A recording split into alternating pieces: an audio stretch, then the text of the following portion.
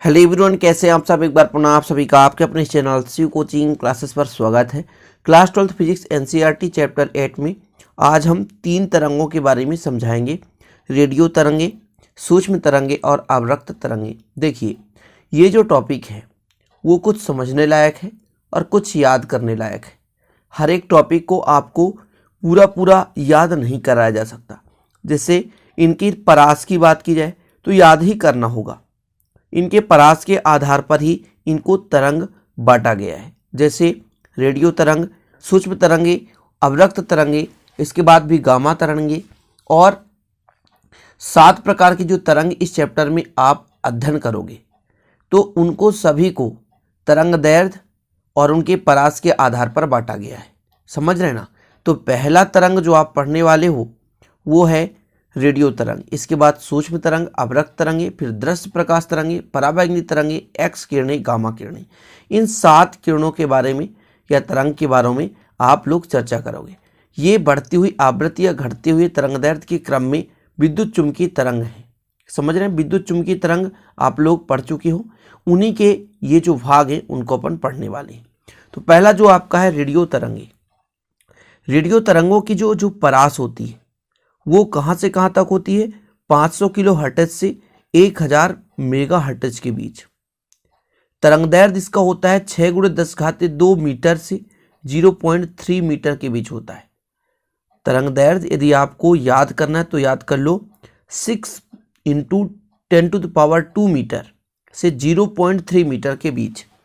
कितना? 6 × 10⁻² मीटर से 0.3 मीटर के बीच।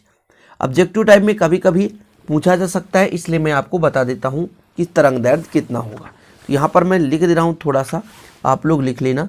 6 × 10⁻² मीटर से 0.3 मीटर तक कितना होता है तरंगदैर्ध्य। तो इनको हम तरंगदैर्ध्य और परास के आधार पर ही बांटते हैं। ठीक है।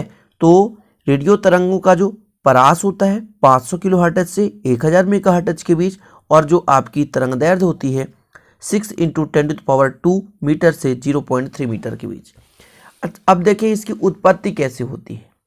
तो ये तरंगे दोलित्र परिपथों के द्वारा उत्पन्न की जाती है। चालक तार के त्वरित आवेशों के प्रवाह से तरंगे उत्पन्न होती है। जैसा कि आप लोगों ने संधारित्र पढ़ा होगा, उसमें 2 प्लेटें होती हैं।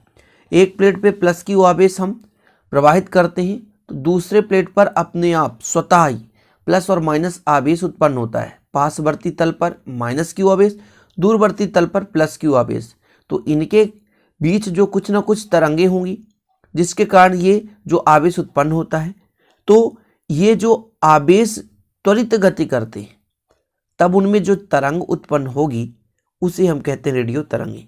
अर्थात रेडियो तरंगे जो होती हैं किसी भी दोलित परिपथ के द्वारा उत्पन्न की जाती हैं, जिसमें चालक तार के त्वरित आवेशों के प्रवाह से उत्पन्न होती है। ठीक। आगे देखेंगे गुण। तरंगदैर्ध्य अधिक होने के कारण ये तरंगे विवर्तित हो जाती हैं। विवर्तन आप लोगों ने पढ़ा होगा कि किसी भी सतह से टकराकर, तीक्ष्ण धारदार वाले कोनों से टकराकर मुड़ जाना ही विवर्तन कहलाता है।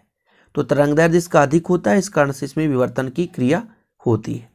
इनका उपयोग जो होता है रेडियो एवं दूरदर्शन संचार प्रणाली में किया जाता है।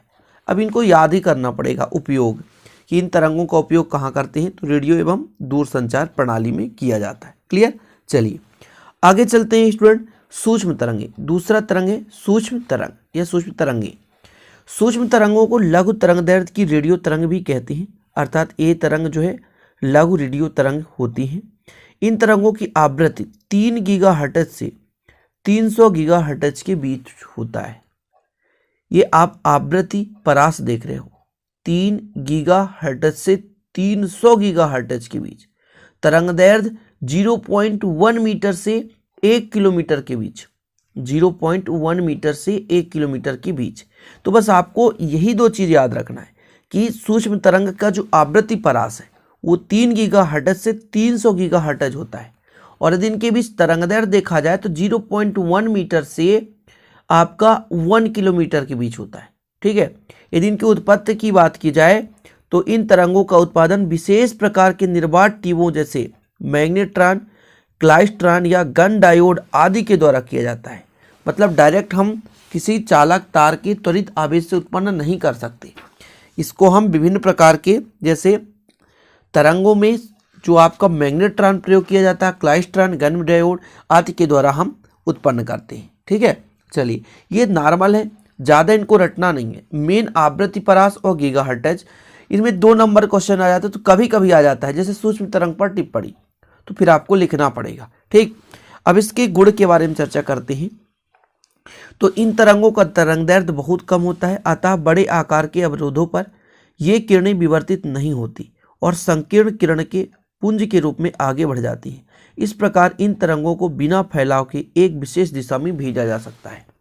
मतलब जो सूक्ष्म तरंगे हैं हम अत्यधिक दूरी तक बिना फैलाव के भेज सकते हैं। विवर्तन का मतलब टकराकर मुड़ जाना, इनमें मुड़ने की क्रिया नहीं होती। प्रकाश पुंज के रूप में संकीर्ण यानी पतले, है ना, संकीर्ण मतलब पतला होता है, तो अत्यंत पतले भाग से प्रकाश पुंज की भांति आगे बढ़ते जाते हैं, किसी भी भाग से टकराकर मुड़ते नहीं हैं। इस कारण इसे हम विशेष दिशा में भेज सकते हैं बिना फैलाव के। तो इसका उपयोग कहाँ किया जाता है? रडार प्रणाली और दूरसंचार में। ठीक है, साथ में माइक्रोवेव ओवन में और खाद्य पदार्थों को गर्म करने में, गर्म करके रखने पर। जैसे आप लोग कहीं पे देखते होंगे कि एक आता है उपकरण जिस पर हम पदार्थ को रख दें तो गर्म बना रहता है, तो यहाँ पर कौन सी तरंग होती है? सूक्ष्म तरंगों का प्रयोग किया जाता है।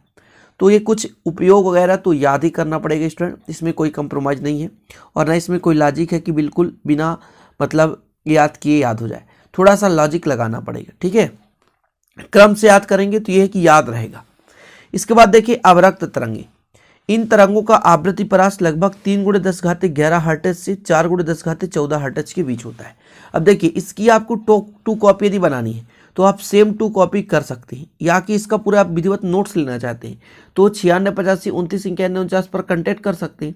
इसमें आपको क्या है 100 रुपये में एक सब्जेक्ट के पूरे नोट्स दे दिए जाएंगे, जिससे आपका जो है अच्छे से तैयारी हो सकेगा और आप लोग एनुअल एग्जाम में अच्छे मार्क्स ला सकते हो। ठीक है, तो विधिवत तैयारी करने के लिए कांटेक्ट कर लीजिए, आपको वहाँ से नोट्स मिल जाएंगे। क्लियर? चलिए, तो अवरक्त तरंगे, तो इन तरंगों की आवृत्ति कितनी होती है? 3 × 10⁻11 हर्ट्ज से 4 × 10⁻14 हर्ट्ज के बीच होती है।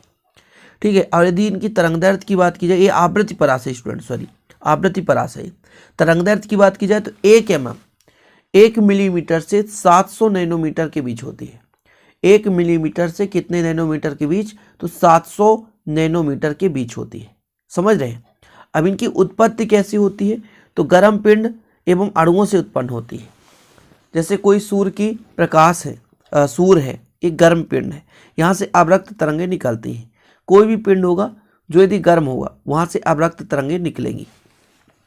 तो ये तरंग पिंडों एवं अणुओं से उत्पन्न होती है। इन तरंगों को ऊष्मा तरंगें भी कहते हैं, क्योंकि ये जब ये तरंगें पदार्थ पर आपतित होती हैं तो पदार्थों के अणु इनके तरंगों को अवशोषित कर लेती हैं, जिससे उनकी गतिज ऊर्जा बढ़ जाती है और पदार्थ गर्म हो जाते हैं। तो वास्तव में कोई भी पदार्थ कब पता चलेगा कि ऊष्मा ले रहा? जब वो अपने प्रारंभिक स्थिति से, है ना, गर्म हो जाएगा या अत्यधिक ऊष्मा रूप में परिवर्तित हो जाएगा। तो जब कोई पदार्थ गर्म हो जाता है, प्रारंभिक अवस्था से थोड़ा सा ज़्यादा गर्म हो जाता है, तब इससे पता चलता है कि ये कहीं ना कहीं से ऊष्मा लिया है। तो जब अवरक्त जो तरंगे हैं किसी सतह पर पड़ती हैं तो वो सतह गर्म हो जाता है। इससे पता होता है कि अवरक्त तरंगों में क्या है? ऊष्मा है ना, इसलिए इसे ऊष्मा तरंगे भी कहते हैं। अब इसके आगे इसके गुण की बात की जाए तो गुण देखें, ये तरंगे ऊष्मीय प्रभाव उत्पन्न करती हैं, अर्थात किसी सतह पर आपतित होती हैं तो वो पदार्थ ऊष्मीय प्रभाव से गर्म हो जाता है, इसलिए इसे हम कहते हैं कि ये तरंगे ऊष्मीय प्रभाव उत्पन्न करती हैं। दूसरा, तरंगदैर्ध्य अधिक होने के कारण इनका प्रकीर्णन कम होता है, अतः ये तरंगे अंधेरे और धुंध में भी अधिक दूर तक गमन कर सकती हैं। धुंध मतलब जहाँ कोहरा, धूल, धुआं, कण आदि, है ना, मिलकर के एक फॉग देखे होंगे तो वो धुंध कहलाता है। तो वहाँ पर भी इनको हम, है ना, अधिक दूरी तक ले जा सकते हैं। तो ऊष्मीय प्रभाव और इनका उपयोग हम वहाँ भी करते हैं जहाँ अंधेरा होता है, धुंध होता है, ताकि ये क्या होता है बिना फैलाव के दूर तक चले जाते हैं। ये तरंगे फोटोग्राफिक प्लेट को प्रभावित नहीं करती। ठीक है, चलिए अब उपयोग की बात की जाए तो उपयोग में आप लोग देख लें, अवरक्त लैंपों का उपयोग काय चिकित्सा में किया जाता है।